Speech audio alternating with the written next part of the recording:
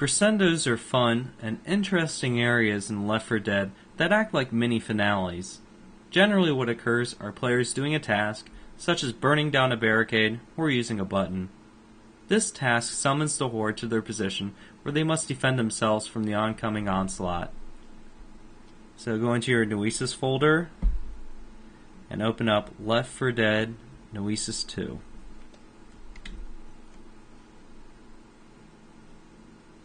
In Fort Noesis, the players need to blast their way into the main administration building. To do this, they need to fire the howitzer located on the roof of the smaller office building.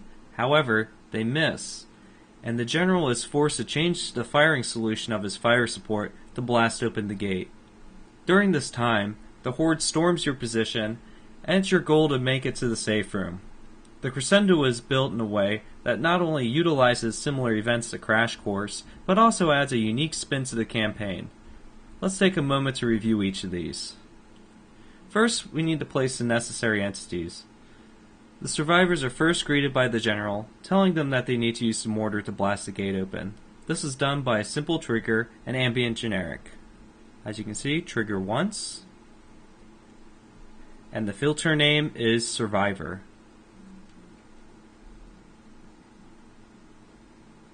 On trigger, EX how AG, play sound.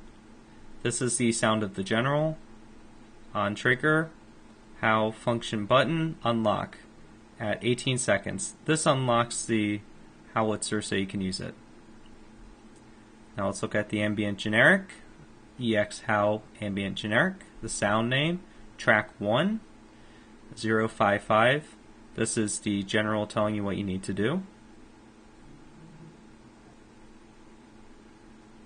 And its flags are play everywhere, start silent, and is not looped.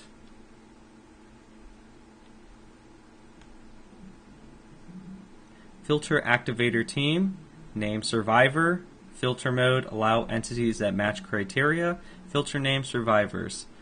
To make it so the boss infected can't trigger this event, we need to filter out their team. This is done with that filter activator team entity.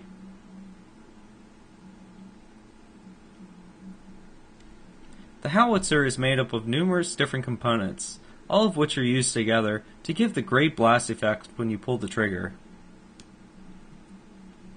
As you can see, here is the howitzer. It is a prop dynamic. The world model is a M119 howitzer. And let me open this really fast so I can show you guys.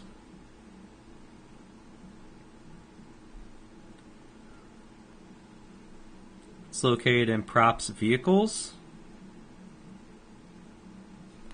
And filter, it's M119. And you can see that it's right here.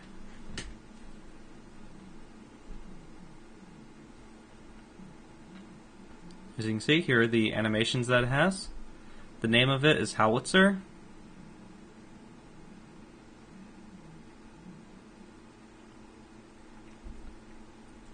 Next we have the handle. It's a little bit hard to see, but I'll try to move the camera in place.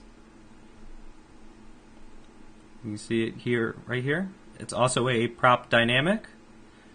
It's parented to the howitzer. The world model is the M119 howitzer handle. You can look at the sequences. It has the idle and the fire animation. The name of it is How Handle PD.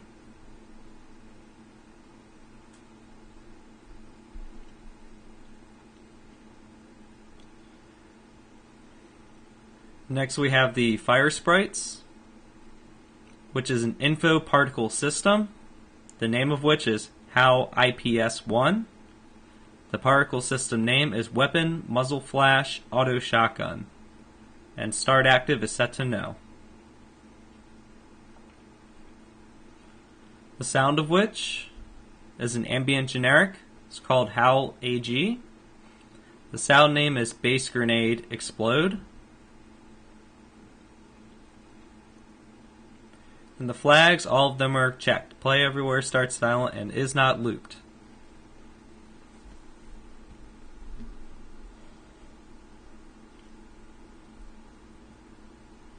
Next we have the shake event, which is a environment shake. Its name is Howl ES.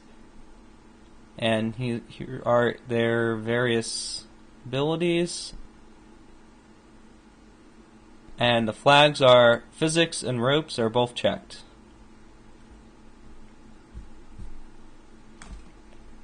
And now we have the ambient generic.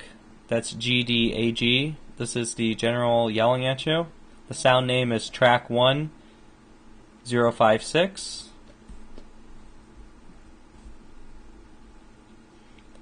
The flags, again, all of them are checked, so it's playing everywhere, it starts silent, and it's not looped. The info game event proxy, this tells you to use the howitzer. It's a generator game event, that's the name. And the name of the event is explain howitzer, and it's 75 feet. And again, it's in feet. Now we have the button, which is called howl function button, so now it can be unlocked.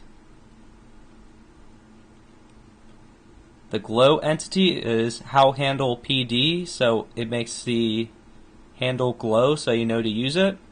Delay before reset is set to -1, so you can't use it again. It doesn't move. Use activates, and it starts locked. On pressed, the how handle PD set animation is set to fire, so that's the animation of you pulling the handle.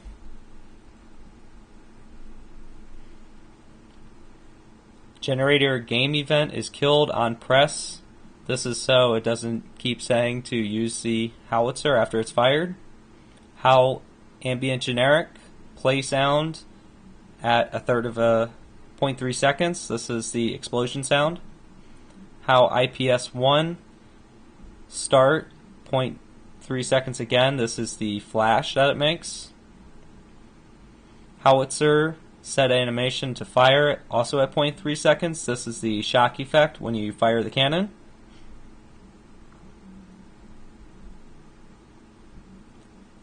Howl ES, start shake 1/3 of a second again. This is the shake effect of you firing the cannon.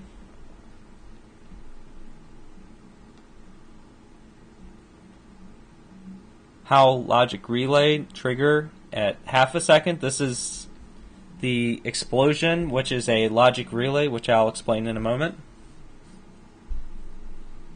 GD ambient generic at play sound at 1 second. This is the general yelling at you. And director panic event at 5 seconds. This starts the actual panic event.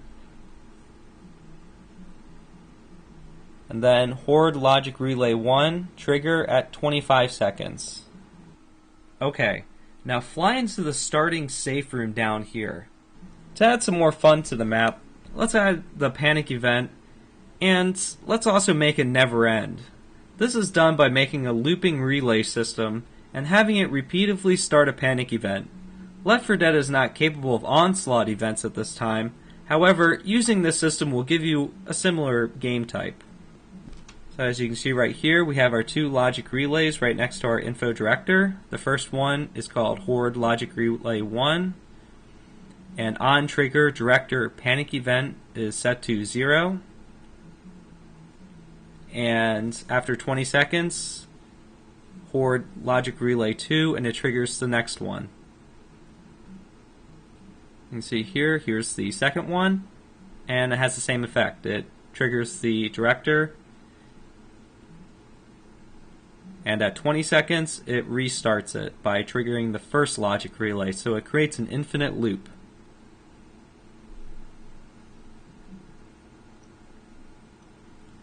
Okay, let's zoom over to the explosion. The survivors failed to aim the howitzer and instead blast a big hole in the concrete barrier.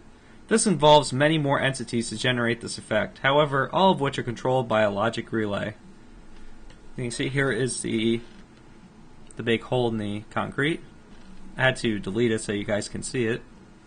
You'll need to either delete this wall or fly inside of it in order to select some of these entities. Let's first start by showing the various entities that are used. info particle system, name wall destroy IPS, particle system name barricade fire. This is the fire effect. Let me shrink that so it's easier to see. And here's another one. This wall destroy IPS2, this is the explosion effect. As you can see, gas explosion pump. This is the explosion effect of the howitzer shell hitting the wall.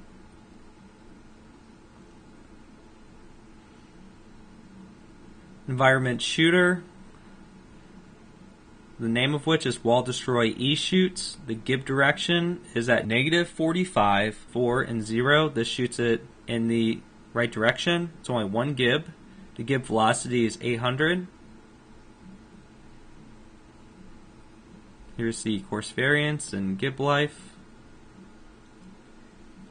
So when the howitzer shoots the wall, it'll shoot a concrete chunk. As you can see, prop debris, concrete chunk 0, 1A, can be found here. And this is what it looks like.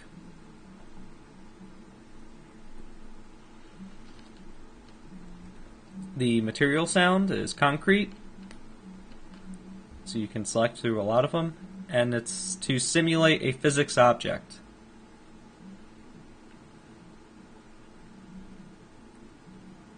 Okay, none of the flags are checked.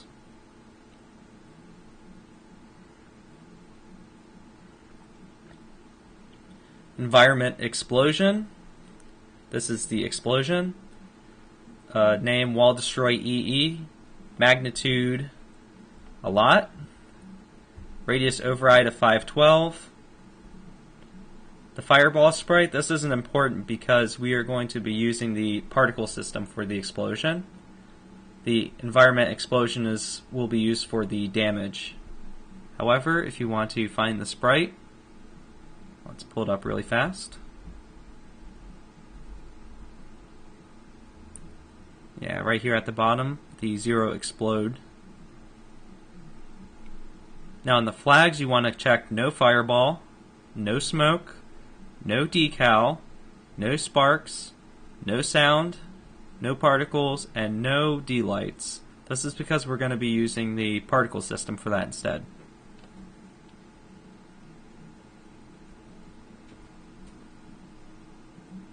And now we have the ambient generic. Its name is wall destroy AG. The sound name is explode 1. Again, the flags, let's check the flags. Play everywhere, start silent, and is not looped. Let's close that.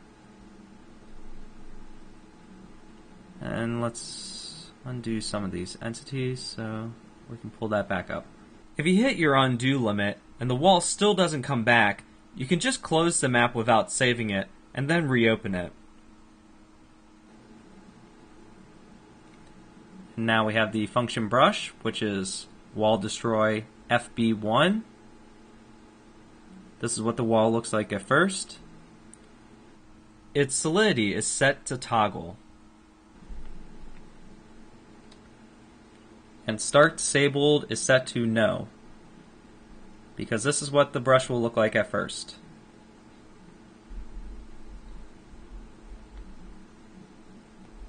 Now let's get that out of the way. And here's what it looks like after it's been hit. It's a function brush. Wall destroy FB2. Start disabled, yes. Again, the solidity is set at toggle.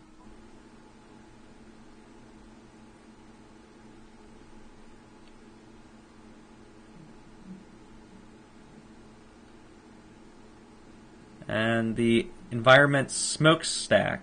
This creates a smokestack effect after it's been hit, the name of which is wall destroy eSmoke. Its initial state is off. And here are some of the other effects, such as the random spread, its speed, particle size, and the emission rates.